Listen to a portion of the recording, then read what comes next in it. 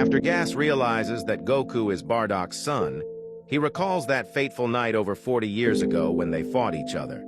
From Gas's perspective, we see Bardock charge at him before coming to a complete stop.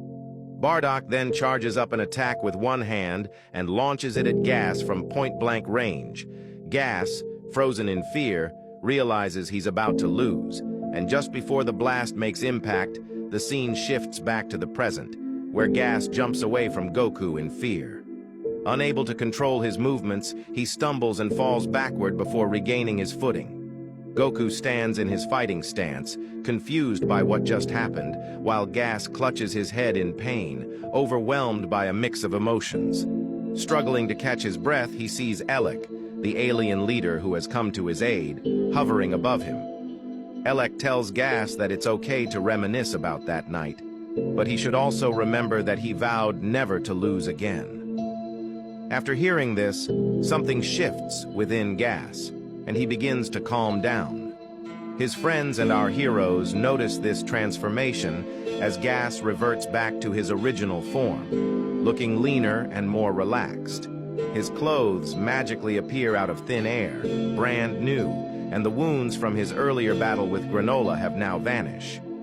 Although he looks calmer, Gas now appears slightly older, with longer horns protruding from his forehead. Due to his experience, Goku realizes that it seems Gas has undergone a new awakening. Elec expresses pride in his brother, declaring him the strongest in the universe for real now, and encourages him to annihilate anyone who stands in their way.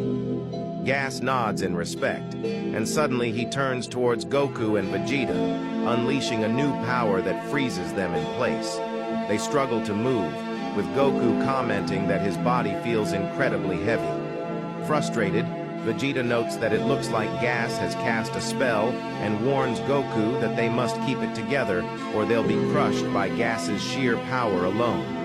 Elec, still hovering above Gas, smiles menacingly and tells him to finish Goku and Vegeta off. Just then, Granola uses instant transmission to appear right behind Elec. He yells his name at the top of his lungs and declares that he won't stand for what he's done all these years. However, before Granola can land a punch, Gas raises two fingers from the ground below and instantly transports Elec further away without even touching him.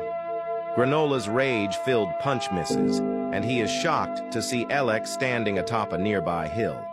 Elec then chastises Granola even further, asking if anyone taught him that it's not polite to throw punches at his employer. Enraged, Granola accuses Elec of murdering his mother, to which Elec responds that at least he let Granola live all these years, and that everything has now is because of him.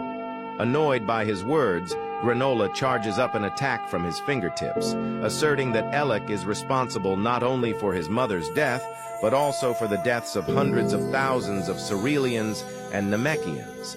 He then brings his palms together for a more focused and powerful attack, but before he can fire, Gas comes in out of nowhere and brutally kicks Granola, breaking both of his wrists. Granola screams incredibly loud, never having felt such pain before, as Gas appears before him, taking aim. Gas then launches two death beams at Granola's eyes, making a direct impact. Now blinded and defenseless, Granola slowly falls back towards the ground, moaning in pain.